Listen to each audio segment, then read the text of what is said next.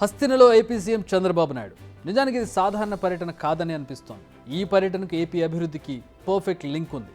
అమరావతి కావచ్చు, పోలవరం కావచ్చు, ఇలా రాష్ట్రంలోని ప్రతి డెవలప్మెంట్ వర్క్ ఇప్పుడు కేంద్రంతో లింక్ ఉంది. అందుకే ఆయన ఢిల్లీ వెళ్ళిన ప్రతిసారి దానిని సాధారణ పర్యటన అని అస్సలు అనుకోలేదు.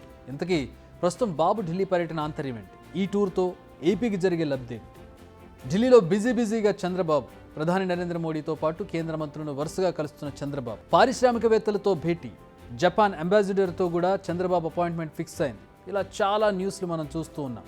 ఈ విషయాలన్నీ కొందరికి న్యూస్ మాత్రమే. బట్ ఏపీ ప్రస్తుతం ఉన్న పరిస్థితి గురించి తెలుసుకుని ఆ కోణంలో చూస్తే తెలుస్తుంది ఈ పర్యటన ఎంత ఇంపార్టెంట్. ప్రస్తుతం ఏపీ పరిస్థితి ఏంటి? ఆగిపోయిన రాజధాని నిర్మాణం, గోస్ట్ టౌన్గా కనిపిస్తున్న అమరావతి, ఎక్కడి గొంగళి ఎక్కడ అన్నట్టుగా కనిపిస్తున్న పోలవరం ప్రాజెక్టు, ఇక కూటమి ఇచ్చిన భారీ ఉచిత హామీల అమలు, అంతంత మాత్రంగానే ఉన్న రాష్ట్ర ఆర్థిక పరిస్థితి, రెండు పూర్తిగా కాంట్రాస్ట్.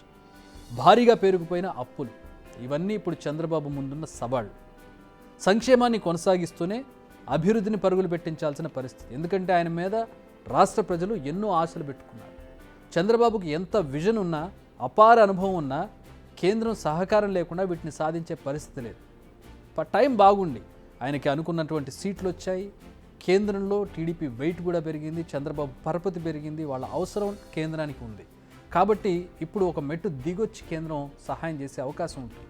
అందుకే ఈ విషయాలపై ఒక క్లారిటీ తీసుకునేందుకు ఆయన ఢిల్లీలో పర్యటిస్తూ ఉన్నారు.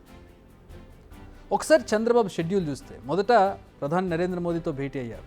ఆ తర్వాత వాణిజ్య శాఖ మంత్రి పీయూష్ గోయల్, ఆ తర్వాత రవాణా శాఖ మంత్రి నితిన్ గడ్కరీ, ఆ తర్వాత వ్యవసాయ గ్రామీణాభివృద్ధి శాఖ మంత్రి శివరాజ్ సింగ్ చౌహాన్, ఆ తర్వాత హోంమంత్రి అమిత్ షా, ఇలా వీరందరితో భేటీ అయ్యారు చంద్రబాబు.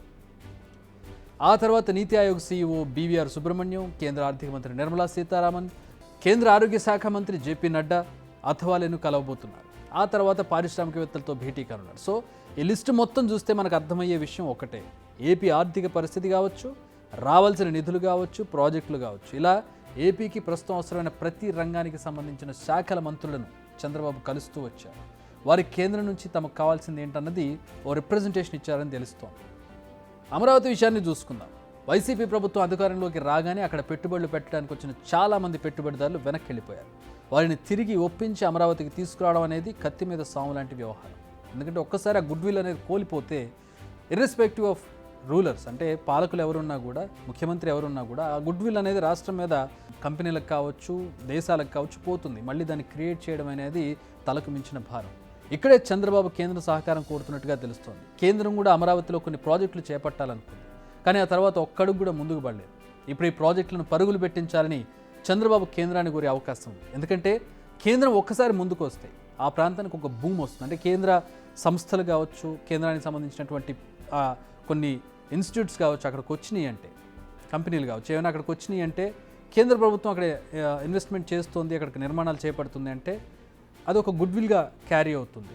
ఇతర రాష్ట్రాలకు కావచ్చు, ఇతర దేశంలో ఉన్నటువంటి దేశీయ కంపెనీలు కావచ్చు, లేదంటే విదేశీ కంపెనీలు కావచ్చు, గవర్నమెంట్ ఆఫ్ ఇండియా ఇక్కడ నిర్మాణాలు చేపడుతుందంటే అది ఒక రకమైన గుడ్ విల్ క్రియేట్ అవుతుంది. దాన్ని బేస్ చేసుకుని మరికొన్ని ప్రాజెక్టులు వచ్చే అవకాశం ఉంది. ఇక కేంద్రం కూడా అమరావతి నిర్మాణానికి సహకరించాలని కోరనున్నారు చంద్రబాబు. ఇక కూటమి ప్రభుత్వం అమలు చేయాల్సిన సంక్షేమ పథకాలు, నిజానికి ఈ హామీల అమలుకు చాలా నిధులు కావాల్సిన అవసరం ఉంది. ఎందుకంటే ఇబ్బడి ముబ్బడిగా హామీలు ఇచ్చారు. అయితే నిధులను ఎలాగైనా సర్దుబాటు చేయొచ్చు, కానీ ఆఖరికి ప్రజలపై ఆ భారం పడే అవకాశం ఉంది. అందుకే అలా భారం పడకుండా కేంద్రం నుంచి గ్రాంట్ల రూపంలో నిధులను సమకూర్చుకునే పనిలో చంద్రబాబు ఉన్నట్టు కనిపిస్తోంది. అందుకే ఒక్కో శాఖ మంత్రిని ప్రత్యేకంగా కలిసి విజ్ఞప్తి చేస్తున్నారు. అయితే ఇక్కడ ఒక సంతోషించాల్సిన విషయం ఉంది. అదేంటంటే ఎన్డీఏ సర్కార్లో చంద్రబాబుది కింగ్ మేకర్ పొజిషన్, ఇందాక మనం చెప్పుకున్నాం. సో రెడ్ కార్పెట్ వెల్కమ్ దొరుకుతుంది ఆయనకి. ఇదే వెల్కమ్ను నిధుల విడుదల, ప్రాజెక్టుల కేటాయింపులో కూడా కేంద్రం చూపిస్తే ఏపీ అభివృద్ధి చాలా ఈజీ అవుతుంది. పాలకు నీళ్లు తోడైనట్టుగా కేంద్ర నిధులు కూడా తోడైతే రాష్ట్ర అభివృద్ధి అనేది ఇంకొంచెం వేగంగా ముందుకెళ్తుంది. బిగ్ టీవీ అవుట్లుక్ కథనాలు నచ్చితే వెంటనే బిగ్ టీవీ ఛానల్ ను సబ్స్క్రైబ్ చేయండి.